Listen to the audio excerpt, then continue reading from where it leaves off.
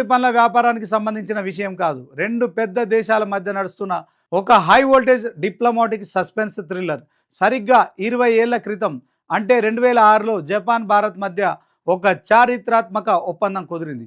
అప్పటి వరకు భారతీయ మామిడి పండ్లపై ఉన్న ఆంక్షలను తొలగిస్తూ మన దేశం నుంచి టాప్ క్వాలిటీ మామిడిని దిగుమతి చేసుకోవడానికి జపాన్ గ్రీన్ సిగ్నల్ ఇచ్చింది. అప్పటి నుంచి ప్రతి ఏటా మన ఆల్ఫోన్సో, కేసర్, లంగరా, బంగినపల్లి మామిడి రకాలు టోక్యో వీధుల్లో భారీ ధరలకు అమ్ముడవుతూ అక్కడి ప్రజలను అలరిస్తున్నాయి.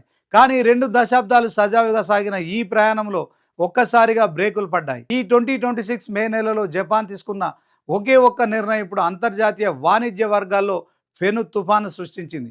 అసలు జపాన్ ఎందుకు అంతటి కఠినమైన నిర్ణయానికి వచ్చింది అన్నదే ఇప్పుడు $1 మిలియన్ ప్రశ్న. ట్విస్టుల మీద ట్విస్టులతో సాగుతున్న ఈ పొలిటికల్ డ్రామాలో అసలు కథ మార్చి నెలలో మొదలైంది. ఉత్తరప్రదేశ్లోని రెహమాన్పూర్లో ఉన్న విహెచ్డి అంటే వేపర్ హీట్ ట్రీట్మెంట్ కేంద్రాన్ని తనిఖీ చేయడానికి జపాన్కు చెందిన క్వారంటైన్ ఇన్స్పెక్టర్లు వచ్చారు. మామిడి పండ్లను ఎగుమతి చేసే ముందు వాటిలో ఎలాంటి పురుగులు, ఈగలు లేకుండా ఈ కేంద్రంలోనే ప్రత్యేక ప్రక్రియ ద్వారా శుద్ధి చేస్తారు. అంటే ఈ తనిఖీల్లో జపాన్ అధికారులు కొన్ని టెక్నికల్ లోపాలు ఉన్నాయంటూ సంచలన నివేదిక ఇచ్చారు. ఫ్యూమిగేషన్ ప్రక్రియలో పండ్ల నిల్వ సామర్థ్యంలోనే కొన్ని లోపాలు దొరికాయని, అందుకే భారత్ నుంచి వచ్చే తాజా మామిడి దిగుమతులను తక్షణమే నిలిపివేస్తున్నామని ప్రకటించారు. ఏప్రిల్ నుంచి జూన్ వరకు మామిడి ఎగుమతులకు పీక్ సీజన్.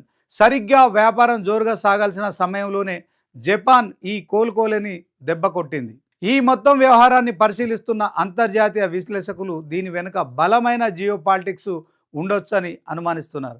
ఎందుకంటే జపాన్ దేశానికి భారతదేశం కేవలం ఒక వాణిజ్య భాగస్వామి మాత్రమే కాదు, క్వాడ్ కూటమిలో కీలకమైన మిత్ర దేశం అయినప్పటికీ చాలా చిన్న సాంకేతిక లోపాన్ని సాగుగా చూపి ఒకేసారి మొత్తం దిగుమతులను బ్యాన్ చేయడం వెనుక ఏదో పెద్ద అంతర్జాతీయ ఒత్తిడి ఉందనే అనుమానాలు వ్యక్తమవుతున్నాయి.